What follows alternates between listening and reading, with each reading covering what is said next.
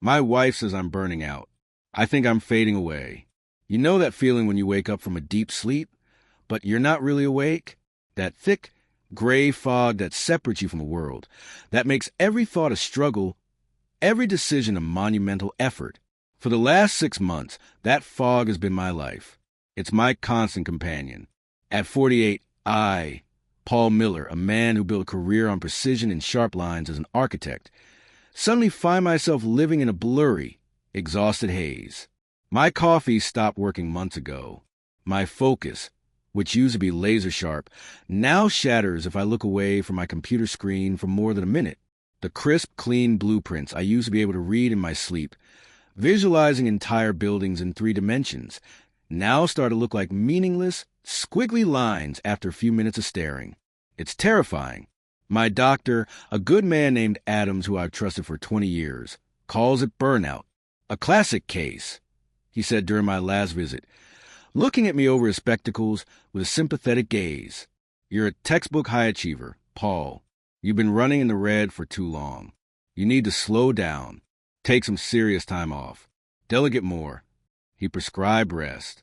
My wife, Clara, prescribed devotion.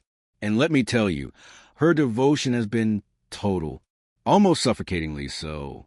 She became my caretaker, my guardian against the pressures of the world. You're pushing yourself too hard, sweetie, she'd murmur, her hand cool on my forehead, as I'd slump on the couch after a draining day at the office. It felt nice at first, incredibly comforting. It felt like love. She started preparing these elaborate health smoothies for me every morning, insisting I drink every drop. They're always a strange, murky green color, and their thick, chalky texture coats my tongue a way that always makes me want to gag a little. Full of antioxidants, she'd say brightly, her smile never faltering, to fight the fatigue and clear out the toxins. She took over my entire schedule, managed my appointments, and every single night, without fail, she would lay out a cocktail of vitamins and supplements for me on the bedside table. A little pile of capsules and pills in a small ceramic dish. The doctor, and I think these will help clear the fog, she'd say with a smile so full of genuine concern that doubting her felt like a betrayal in itself. But sometimes, in a fleeting moment of clarity, a tiny, insistent question would surface in my mind, like a bubble rising from the depths of a swamp. Since when did she and Dr. Adams start conferring like a medical team?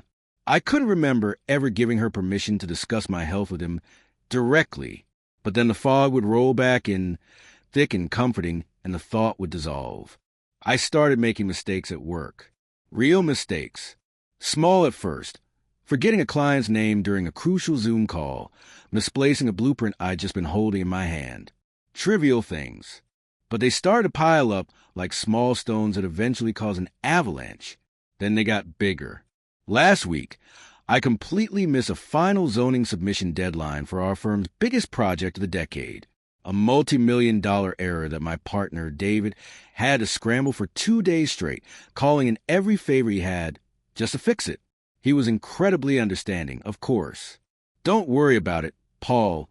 We all get tired, he said, clapping me on the shoulder with a forced heartiness. That's what partners are for. You just focus on getting better. But I saw the flicker of something in his eyes. It wasn't anger. It was worry. Or maybe pity? Was I becoming a liability to the firm I helped build?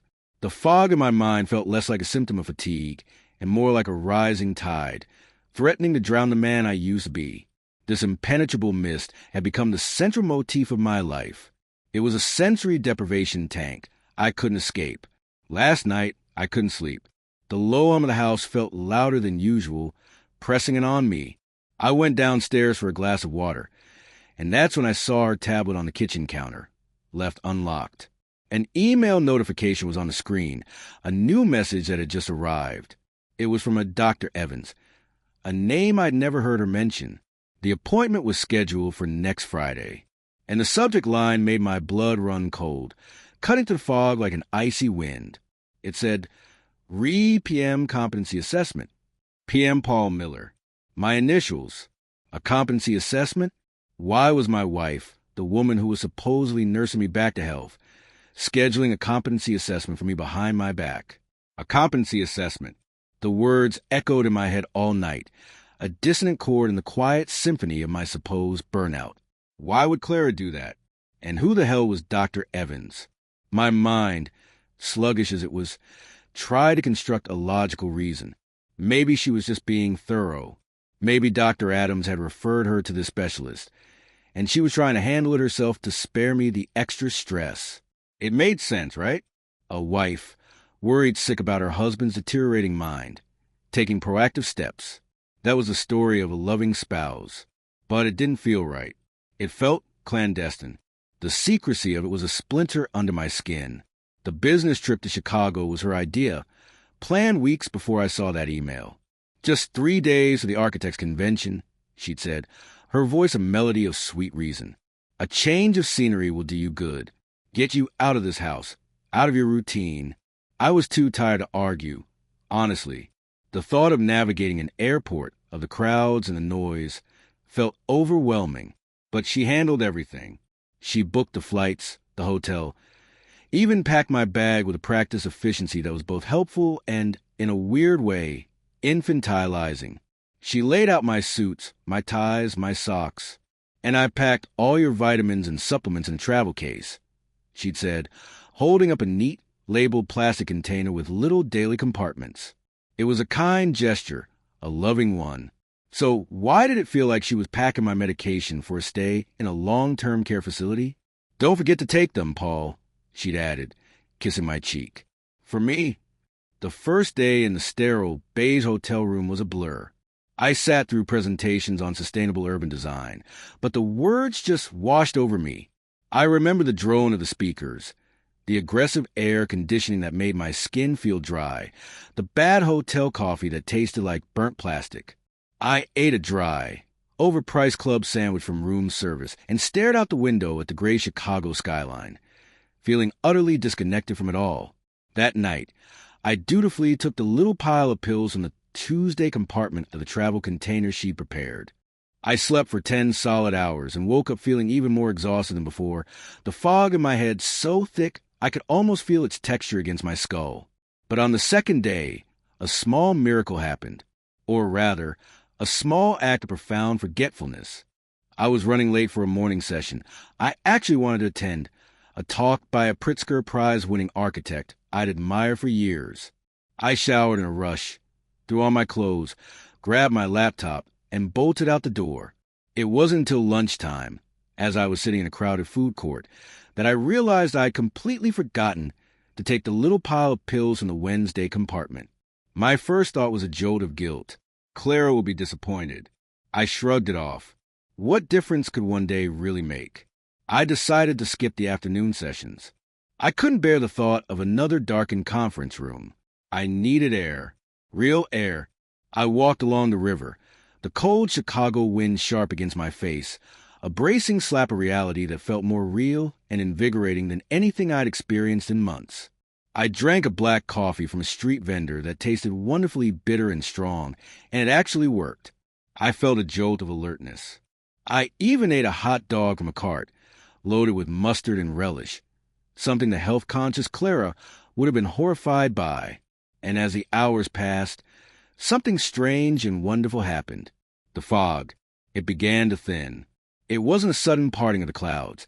It was more like a slow, gradual burn-off after a long morning rain. Thoughts started to connect in a straight line instead of fizzling out halfway through. The world, which had been a muted, gray watercolor, started to regain its sharp edges. The colors of the city seemed brighter, the sound sharper, the symphony of traffic and people talking felt energetic, not overwhelming. By the evening, I found myself in a quiet, old-school bar near my hotel. The kind of place with dark wood, cracked leather booths, and the rich, comforting scent of old mahogany and stale beer. I ordered a bourbon, neat. As I sat there, sipping the fiery liquid, letting it warm my chest, it hit me with the force of physical blow. I felt awake. I felt like me, the real me, the man who could design a skyscraper, not the man who couldn't find his own car keys. For the first time in what felt like a lifetime, I was here, present, and that led to a terrifying, exhilarating revelation that made the bourbon in my glass tremble. The problem wasn't burnout. The problem wasn't a failing mind. It was something at home. It was something she was doing to me. The cure she was so lovingly administering. What was actually the disease? I flew back the next morning, a day early. I didn't call her to let her know. I couldn't. What would I even say? Hi, honey. I'm cutting the trip short because I have a sneaking suspicion you're poisoning me. It sounds insane even just thinking it. I spent the entire 2-hour flight staring out the window at the endless expanse of clouds below, and for the first time, I saw them not as a beautiful landscape, but as a perfect metaphor for the fog she had locked me in. Beneath that fluffy, innocent-looking whiteness was a solid, unforgiving world. My mind was racing, replaying the last 6 months, re-examining every smoothie, every pill, every concerned glance. It was a conspiracy, my own private, domestic conspiracy, and I was the sole target. When I walked in the front door, the familiar scent of lemon polish and old books hit me. It smelled like home, but it felt like a trap. Clara was in the kitchen, and the look on her face when she saw me was a masterpiece of controlled surprise. "Paul, you're back early. Is everything okay?" She rushed over to hug me, and I had to fight every instinct to not recoil.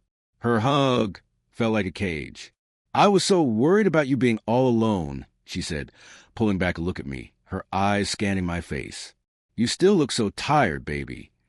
Her voice was a symphony of loving concern, and then she delivered the line I was both dreading and expecting. "Here," she said, turning towards the kitchen counter where the little ceramic dish was already waiting. "You must have forgotten your morning dose. You need to keep your strength up."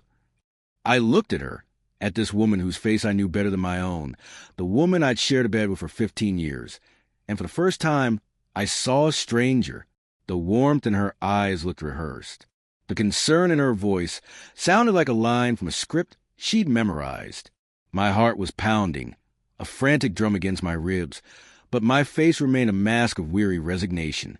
"You're right, honey," I mumbled. "I totally forgot." I took the little pile of pills from her offered hand. My own hand was perfectly steady, a small miracle. I went to the sink for a glass of water, and with my back to her, a crucial bit of staging. I palmed them. It was a clumsy sleight of hand, but she wasn't looking for it. I brought the empty glass to my lips and made a show of swallowing, even making a small gulping sound for effect.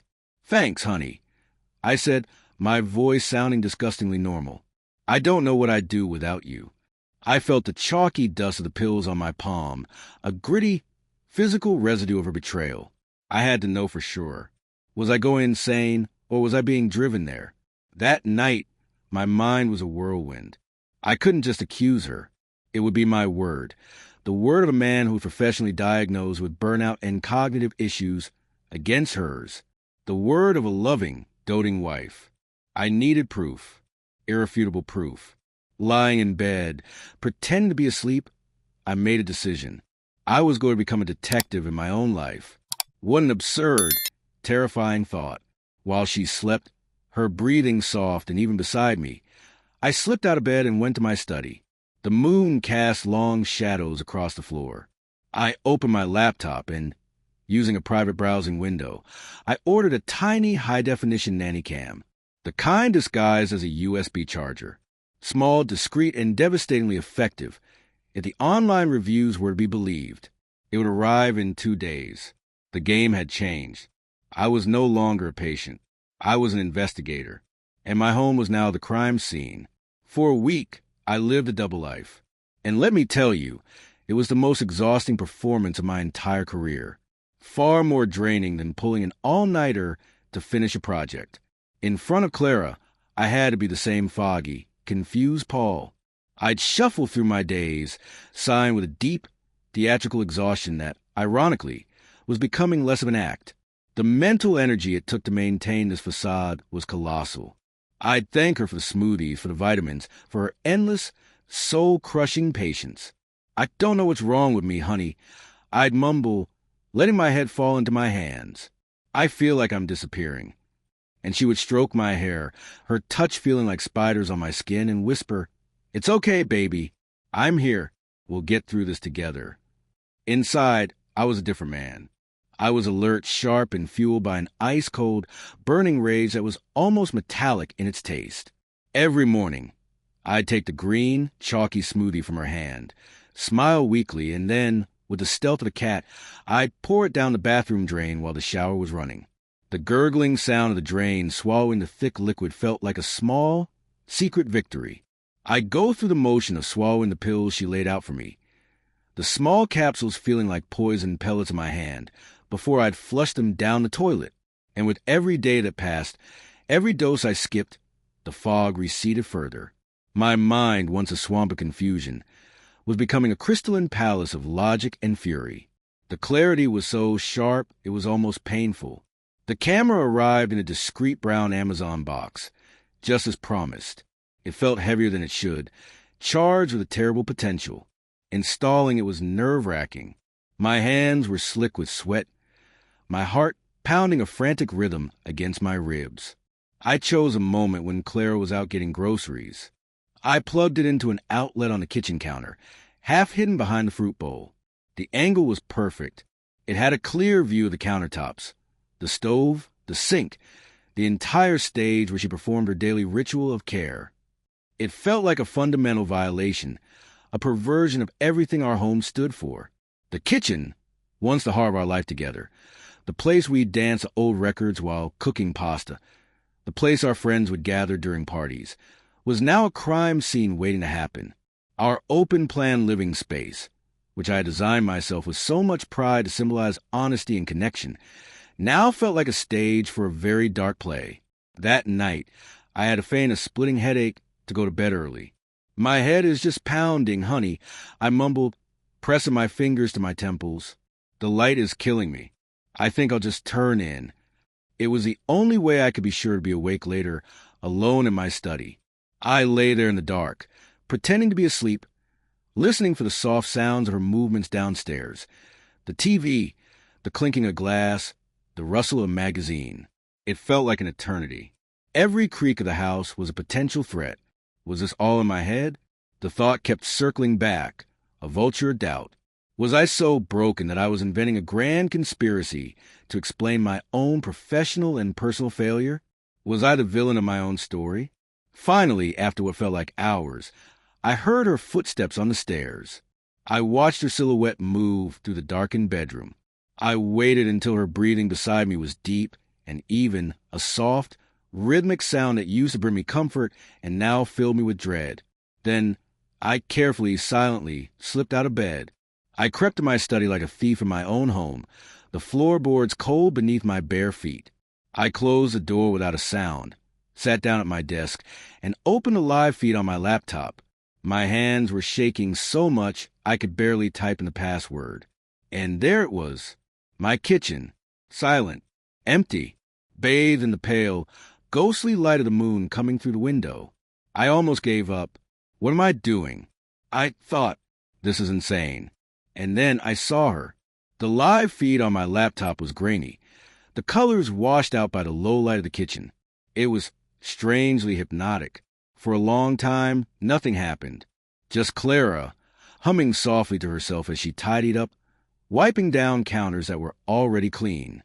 A wave of guilt washed over me.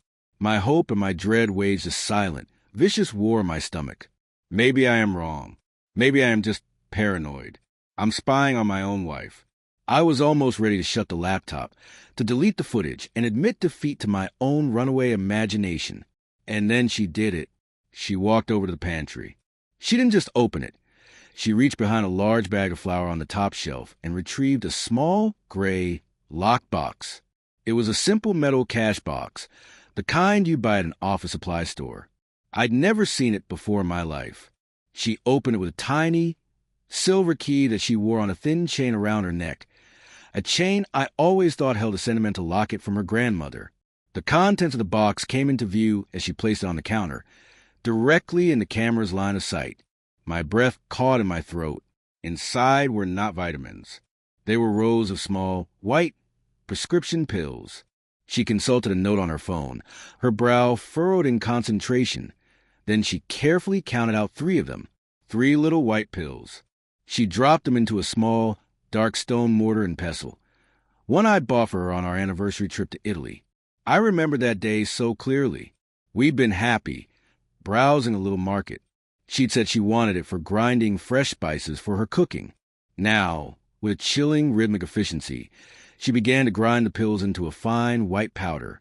The gritty sound, barely audible through the laptop speakers, was the sound of my life being systematically dismantled.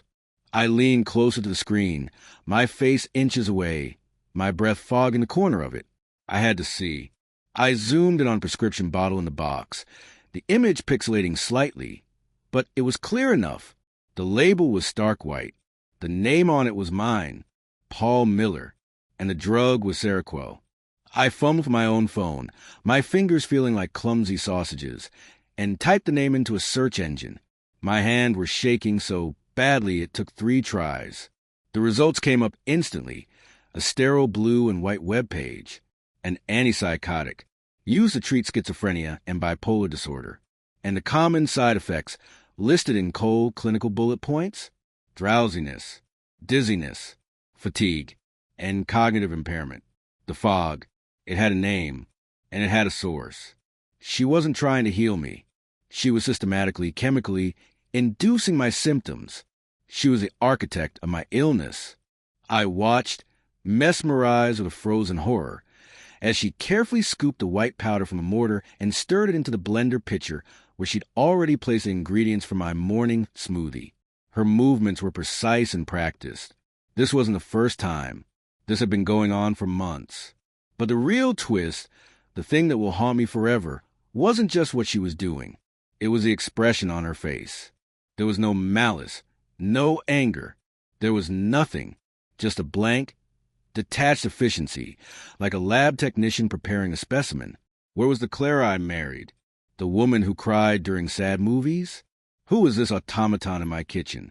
The recording continued. The smoothie prepared and placed in the fridge for the morning. She made a phone call. She kept her voice low, a conspiratorial whisper. "Hi, it's me," she said. I recognized the deferential tone she used when speaking to doctors or other authority figures. "I'm just calling to confirm. Everything's on schedule. He's getting worse, just like you said he would. The fog is really getting to him. The final assessment is next week, right? Good. His partner is already convinced he's losing it. We're almost there." A pause. She listened, nodding. "Okay, I'll see you tomorrow. Love you." "Love you?" She hung up. It wasn't Dr. Adams. And it wasn't a professional consultation. That "love you" at the end, it landed like a punch to the gut. The betrayal had another layer. A lover, a partner in this crime. And he was a you who had predicted my decline. A doctor? This Dr. Evans? My mind reeled. The scope of this was bigger, darker, and more twisted than I could have ever imagined. I didn't sleep. How could I? I sat there in the dark of my study until the first gray light of dawn crept through the blinds, the glow of the laptop screen illuminating a world that had been irrevocably, fundamentally broken. The image of Clara grinding those pills was burned into my retinas. The sound of her saying "love you" to a phantom conspirator echoed in my ears. The rage was still there, a white-hot coal in my chest, but it cooled, solidified into something hard and purposeful, like tempered steel. I was no longer the victim, passively floating in a fog. I was the hunter, and my prey had just revealed themselves. The first step was to understand the full scope of the conspiracy. The name from her email, Dr. Evans, and her whisper on the phone, the final assessment. It all started to connect, the disparate pieces clicking into place with a horrifying logic. My mind, now sharp and blessedly clear, worked like the architectural programs I used to love, processing data, finding structural weaknesses, building a new, terrifying model reality. This wasn't just about making me sick. The competency assessment was the key. They weren't just trying to make me feel crazy. They were trying to prove I was crazy. I knew I couldn't use my own devices. My digital life was an open book to her. I imagined her checking our phone records, our shared cloud accounts. So that morning, while she was in the shower, I told her I was going out for a walk to clear my head. It was a phrase she loved to hear. It reinforced her narrative of my gentle decline. Instead, I drove to a strip mall on the other side of town. I went to a cheap electronics store and bought a burner phone, a simple prepaid flip phone, and a basic laptop. I paid with cash I'd taken from an ATM the day before. It felt deeply paranoid, like something out of a spy movie, but I knew it was necessary. I then went to a 24-hour office supply store and rented a small, anonymous mailbox, my new secret headquarters. From there, I drove to a part of the city I rarely visited and found a small, soulless co-working space that rented desks by the week. I paid in cash again. The room was sterile, with a single desk, a chair, and a window that looked out onto a brick wall. It felt like a spy safe house, and it was perfect. This was where I would work. This was where I would fight back. At home, I had to maintain the most difficult performance of my life. I had to continue being the foggy, declining Paul. It was becoming harder to do with every passing hour. The effort of acting weak and confused when my mind was screaming for vengeance was immense. I had to force myself to slump my shoulders, to let my eyes go unfocused when she spoke to me, to ask her to repeat things as if I couldn't follow. "I'm sorry, honey, what did you say?" "My brain just isn't keeping up today," became my mantra, and she would buy it every time, her eyes filled with that fake, pitying concern. It was in that state of feigned weakness that I realized I had an incredible advantage. They didn't know that I knew. They saw me as a pathetic, broken man, an obstacle that was slowly being dissolved. They underestimated me, and I was going to use that underestimation to tear them apart. I hired a private investigator, the same grizzled ex-cop who'd helped my firm with a sensitive background check years ago. A man named Sal, who had a network of sources and a healthy disregard for red tape. We met in a noisy diner. The smell of frying bacon and old coffee felt grounding.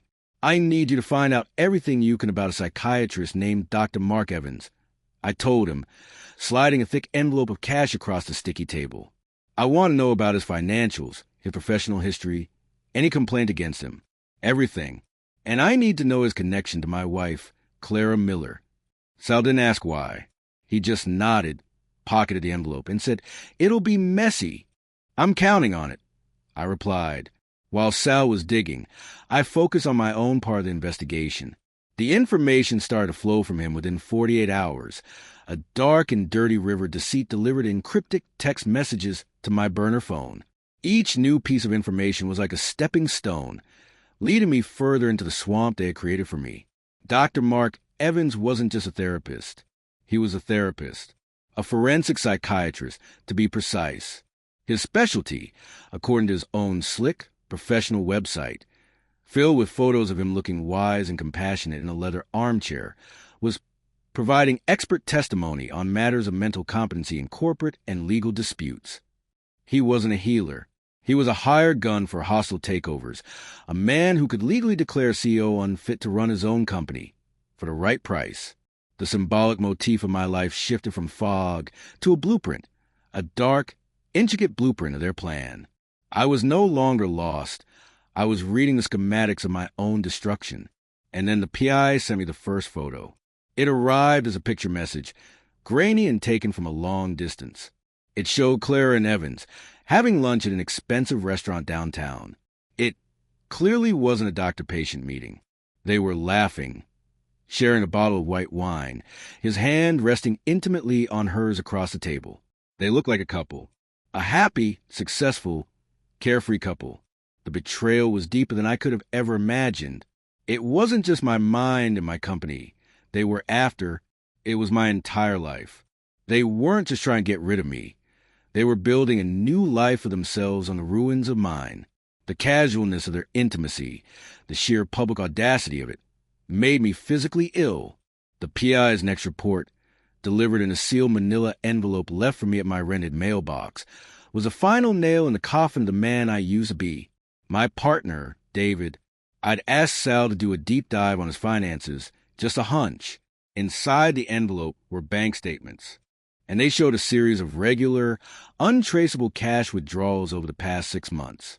Small amounts, always just on the federal reporting limit, but they added up, and then there was the second document. Sal had managed, through a source, to get a copy of my firm's original partnership agreement, the one David and I had signed a decade ago over celebratory beers, dreaming of the future we would build together. And there it was, a clause I'd completely forgotten about, buried deep in the dense legalese that young, ambitious men never read carefully enough. Clause 11B, the incompetency provision. It stated in cold, hard language that if one partner was deemed mentally unfit to perform his duties by a certified, court-approved psychiatrist, the other partner, David, had the right to a forced buyout of his shares at a pre-agreed valuation, a valuation that was based on our earnings from 10 years ago. It was, I realized with jolt of horror, now about a quarter of the firm's actual market worth. David wasn't just a worried partner trying to help me. He was in on it. He must have been the one who put Clara in touch with Evans, my best friend, my business partner, the man who was the best man at my wedding, and the godfather to a child we never had. He was conspiring with my wife to methodically, clinically destroy me. The cash withdrawals. He was paying Evans. This wasn't just a crime of passion. It was a well-funded, meticulously planned business transaction. The checkup Clara had scheduled for me with Dr. Evans next week wasn't a checkup. It was the final assessment, the final act of their play. She had framed it so beautifully, with such care and concern. "Darling, I'm so worried about you," she said just last night, her eyes welling with those crocodile tears she summoned so easily. Dr. Adams recommended a specialist, a top man in his field, Dr. Evans, just to rule out anything serious.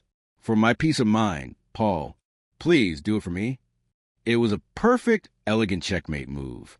If I refused to go, it would look like paranoia, a confirmation of my instability. If I went, I'd be walking into an ambush with a man who was literally sleeping with my wife and being paid by my best friend to steal my company. I had less than a week. The panic I should have felt was replaced by an ice-cold, crystalline clarity. They thought they were building a case against me. It was time to build my own, and it was going to be airtight. I couldn't confront them directly. Not yet.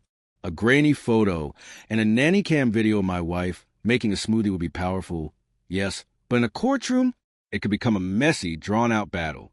A he said, she said psychodrama. They would have a respected forensic psychiatrist testifying that I was delusional, paranoid, and had likely fabricated the evidence in a sophisticated paranoid fit. They could argue that I misinterpreted a friendly lunch, that Clara was simply giving me supplements recommended by our doctor. They would try to use the very fog they created as a weapon to discredit me.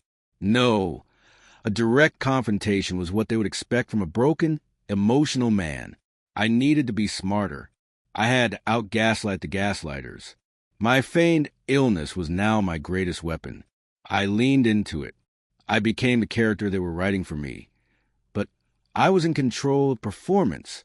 At work, I started forgetting important conversations with David. I'd call him into my office, my brow furrowed with confusion. "David, I'm so sorry to bother you." I'd say, my voice weak, "But can you walk me through the financials on the Henderson project again? It's all a bit jumbled in my head." And he would, with that same damn look of pity and concern, patiently explaining the numbers, all while a tiny new digital recorder in my shirt pocket, a sleek little device that looked like a pen, was capturing every word. I was creating a timeline, documenting his role as the competent partner, the one in full control of the information I was supposedly no longer capable of processing. Then I turned my attention to another tool they had given me, my AI therapist. Kai, the one Clara had so kindly, so strategically, encouraged me to use. "It will help you process your feelings in a safe space," she'd said. I logged on from my secure laptop in my rented office. The calming blue text box appeared. "Welcome back, Paul. How are you feeling today?" I began to feed it a carefully crafted narrative of my growing paranoia. I wrote about my fears that Clara and David are whispering behind my back. I detailed my delusional belief that everyone is against me. I even wrote, "Sometimes I think my morning smoothies taste strange, but that's crazy, right?" I was building a digital trail of my declining mental state, a trail that was perfectly aligned with the picture they were painting of me.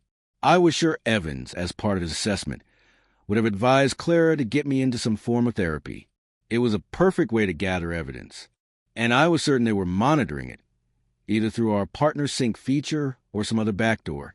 Let them read. Let them think their plan was working perfectly. The AI's responses were chillingly generic. It sounds like you are feeling a great deal of anxiety, Paul. It's brave of you to share these fears. My Trojan horse was in place. Then Sal, my PI, delivered the payload, the key that would unlock my trap. He found it buried in a mountain of public records. Dr. Mark Evans had a weakness, a prior, sealed suspension from the state medical board from 7 years ago. The official reason was vague, but Sal's source filled in the blanks. It was for an inappropriate financial relationship with a patient's family. He had accepted a huge, undeclared gift in exchange for testimony that helped the son get control of his aging father's company. The man was a predator.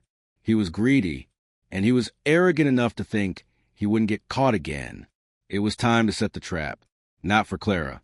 She was a pawn, an emotional and compromised one. The real target was him. I sat in my sterile office and drafted an email on my work computer. I knew they probably had access to my work account as well, which was perfect. The email was a draft of a new, wildly ambitious business proposal. In it, I detailed a fictional negotiation with a non-existent Japanese tech billionaire who wanted to invest a massive, game-changing sum in our firm to build a series of smart cities. I made sure the projected value of our small architectural firm was triple its actual worth. I filled it with manic, grandiose language, the kind a man on the edge of a breakdown might use. Then, feigning the confusion I had been performing for weeks, I accidentally CC'd Dr. Evans on the email when I sent it to David for review. The subject line read, "Urgent, the future is now." I was baiting his greed, suggesting the prize he was about to get a piece of was much, much bigger than he thought. My finger hovered over the send button, a cold sweat on my neck. This was the point of no return. I hit send. Now, I just had to wait for the rats to take the bait. The bait was taken almost immediately, and with more ferocity than I could have hoped for. They must have thought I was completely losing my mind, spiraling into a full-blown manic episode, sending confidential, grandiose business proposals to my wife's therapist. It was the perfect confirmation of their narrative. For 2 days, I waited. The silence was agonizing. I continued my performance at home, the dutifully declining husband, all the while my mind was a coiled spring of tension. I could barely eat. The bug Sal had managed to place in Clara's car remained silent. Had they found it? Did they get spooked? Then, on the third evening, it paid off. I was in my rented office, the city lights beginning to blur outside the dirty window, headphones clamped over my ears, listening to the live feed.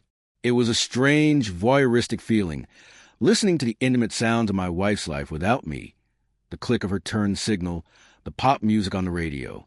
Then, a second car door opened and closed. It was him, Evans. His voice was smooth, confident. "Did you see the email?" he asked.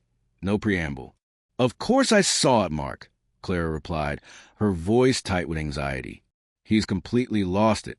This is getting out of control." Lost it? Or just revealed the true potential? Evans's voice had a new edge to it, a hungry, excited tremor. "A tech billionaire, Clara? Smart cities? Why didn't you tell me the firm was on the verge of a deal like that?" He sent it to me, his psychiatrist. The man is practically begging to be declared incompetent. He laughed, a short, ugly sound. "But our buyout agreement with David, it's a joke now. It's worthless. I'm not going to sign my name, risk my license, for a measly percentage of the old valuation, not when the real prize is this big." "Mark, be quiet," Clara hissed. The sound of her panic was a strange, bitter kind of music to my ears. "We stick to the plan," David said. "I don't care what David said." He snapped back, his professional calm gone, replaced by the raw, naked voice agreed. "The plan just changed. I'm changing it. We need to renegotiate with David. Now, tonight, I want 50% of the new potential value, or I walk. The deal is off." "You can't do that," Clara cried. her voice rising in desperation. "Oh, I can," he said, his tone turning silky and dangerous. "And if I walk, Clara, I might just have to report my serious concerns about your husband's unusual and rapidly deteriorating symptoms to the medical board myself. It's my professional, ethical duty as a doctor, after all, to protect a vulnerable patient from a potentially stressful business situation." He was blackmailing her, his own partner in crime. Their perfect, treacherous alliance was cracking, dissolving under the acid of pure, unadulterated greed. And I had it all on tape. A perfect, undeniable recording of them explicitly discussing the fraudulent competency assessment, the buyout, and now extortion. The hunter had just captured his prey, alive and squirming. My heart was pounding, but my hands were rock steady as I saved the audio file. I backed it up to 3 separate, encrypted cloud accounts. This was it. This was the weapon. The final act had to be on my terms, in my space. I drove home, my mind a whirlwind of tactics and timelines. I walked into the house and found Clara in the living room, staring into space, her face pale and drawn. She looked up at me, startled. "Hey, honey," I said, my voice soft, infused with the character I had been playing for weeks. "I was thinking we haven't had a real date night in forever. I know I haven't been myself, but I want to make an effort. For us. I booked a table at our favorite expensive restaurant downtown, the one where I proposed her 16 years ago. I did it right there in front of her on my phone. She watched me, her eyes filled with a complicated mixture of guilt and relief. Maybe she thought if she could just get through this final week, she could have it all. Then, at the last minute, just as she was upstairs getting ready, putting on her makeup, slipping into the dress I bought her for our anniversary, I canceled the reservation. I went up to our bedroom. She was standing in front of the mirror, a vision of elegance and deceit. "You know what, sweetie?" I said, my voice full of a fake, broken vulnerability I had perfected. "I don't think I can handle a crowded restaurant. The noise, all the people. It's just too much for my head right now. Could we just stay home? I'll cook, like old times." She turned from the mirror and gave me a sad, understanding smile. A flicker of triumph flashed in her eyes before she replaced it with pity. "Of course, baby," she said, coming over to hug me. "Whatever you need." The poor, broken man was retreating further into his shell, becoming even more dependent, just as she planned. The house was the perfect stage. It was the scene of her crime, and tonight it would be the scene of her exposure. The final act. The last scene to play I never knew I was a part of. I set the table with our best china, the kind we only use for anniversaries and Christmas, its delicate gold rims seeming to mock the occasion. I lit candles, their flickering light casting long, dancing shadows across the room, making everything look theatrical and unreal. The whole 9 yards. The rich, comforting scent of the roast chicken I was making filled the air, a grotesque parody of domestic bliss. It was the first real meal I'd cooked in months, and the simple act of chopping vegetables and checking the oven felt strangely empowering, a reclaiming of my own home. We sat down at the table, the candlelight dancing in her eyes. The silence between us was thick, heavy, suffocating. She tried to fill it, talking about her day, some charity event she was planning. Her voice was light and breezy, a masterclass in denial. I played my part, too, talking about how tired I was, how the fog seemed worse than ever today. I picked at my food, moving it around the plate. She watched me, her gaze a careful mixture of concern and assessment. Then, in the middle of her sentence about floral arrangements, I held up a hand to stop her. "Clara," I said, my voice quiet but clear, "there's something you need to hear." I reached into my jacket pocket, my heart a steady, heavy drum in my chest. I pulled out a small black Bluetooth speaker, no bigger than my palm, and placed it on the table between us, right next to the salt shaker. I pressed play. Evans's voice, tinny and unmistakable, filled the strange silence of our dining room. "I'm not going to sign my name, risk my license, for a measly percentage of the old valuation, not when the real prize is this big." The clatter of Clara's silver fork dropping onto her porcelain plate was the loudest sound I'd ever heard. It echoed in the quiet room, her face drained of all color. It went from a healthy glow to a waxy, translucent white in a matter of seconds. She stared at the speaker as if it were a venomous snake poised to strike. She opened her mouth, a small, choked gasp escaping, but no words came out. I just watched her, my expression completely neutral, observing precise moment her world collapsed. And then the most unexpected thing happened. Her look of pure, unadulterated terror slowly, subtly, dissolved into something else. Something I can only describe as relief. The faintest, most heartbreaking whisper of it, like a prisoner who has just been told their long, agonizing sentence is finally over. As if a great, unbearable weight had finally been lifted from her. At that exact moment, as if on cue, the front door burst open. I'd left it unlocked. It wasn't the police. It was Dr. Evans, his face a mass of fury. He must have been waiting outside, his paranoia getting the best of him after Clara didn't answer his frantic texts. "What is this? What have you done?" he snarled, striding into the room, bringing the smell of the cold night air with him. He saw the speaker on the table, saw the look on Clara's face, and he knew.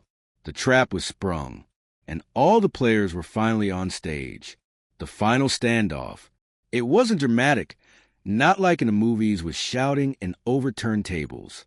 It was quiet, pathetic, and deeply ugly. Evans, the respected psychiatrist, stood in my dining room, his expensive suit looking out of place, his carefully constructed composure utterly shattered. He started with threats. Of course. It was all he had left.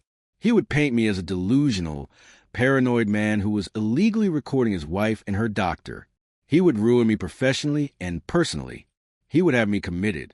He was trying to gaslight me one last time, even as his world burned down around him.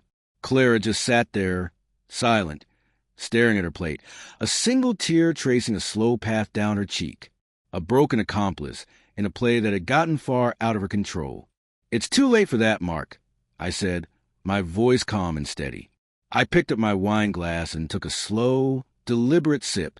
The wine tasted like victory. "You see, while you were listening to me, while you were analyzing my condition, I was listening to you. I have a high-quality recording of you and Clara in her car discussing the fraudulent competency assessment, of you attempting to extort your co-conspirator, of you explicitly admitting your entire diagnosis of me would be a lie for financial gain." I let that sink in, watching the blood drain from his face as he processed the finality of it. That recording, along with a detailed summary of my own investigation, including your sealed medical board suspension, by the way, has already been sent, with a time delay, to 3 places: my lawyer, my partner David's lawyer, and the State Medical Board's Ethics Committee. It will be delivered to their inboxes in exactly 47 minutes. The arrogance evaporated from his eyes, replaced by pure animal panic. He was a man who built his career on destroying others' realities. Now, his own was collapsing in on him. He looked at Clara with pure hatred, a look that said, "You did this." Then he looked back at me, and without another word, he turned and walked out of my house, out of my life, a ghost disappearing into the night. Clara didn't move. After a long, heavy silence, she finally looked up at me, her eyes hollow, defeated. "I'm sorry, Paul," she whispered, her voice barely audible. He had something on me. A mistake I made years ago, before I even met you. He found out. He said he would ruin me. I was trapped. Was it another lie? The final, desperate move of a master manipulator? Or a sliver of the truth from the wreckage of her life? I realized, with a strange sense of detachment, that it didn't matter. It couldn't change anything. The trust was not just broken. It had been methodically, chemically dissolved over months of smoothies and lies. "Pack your things, Clara," I said. It wasn't an order filled with anger. It was a simple statement of fact, a structural necessity. The foundation of our life together was gone, and the building had to be demolished. There was no big, satisfying explosion of revenge. It all ended quietly. David was forced to resign from the firm to avoid a bigger scandal. He sold me his shares for a price stipulated in Clause 11B, a delicious irony that was not lost on me. Dr. Evans, I assume, is dealing with the medical board and a flurry of lawsuits that will keep him busy for years. And me? I got my reality back. That's all I wanted. The fog is gone. I live in the house alone now. The quiet has returned, but it's a different kind of quiet. It's not the sound of an empty space where trust used to be. It's just space, a place to think, a place to heal, a place to rediscover the sharp, clean lines of my own life. The most dangerous poison isn't what enters your body. It's the lie that enters your mind and convinces you that you are not who you are. The real battle wasn't for my company or my marriage. It was for my own sanity. And in that quiet, empty house, I had finally definitively won.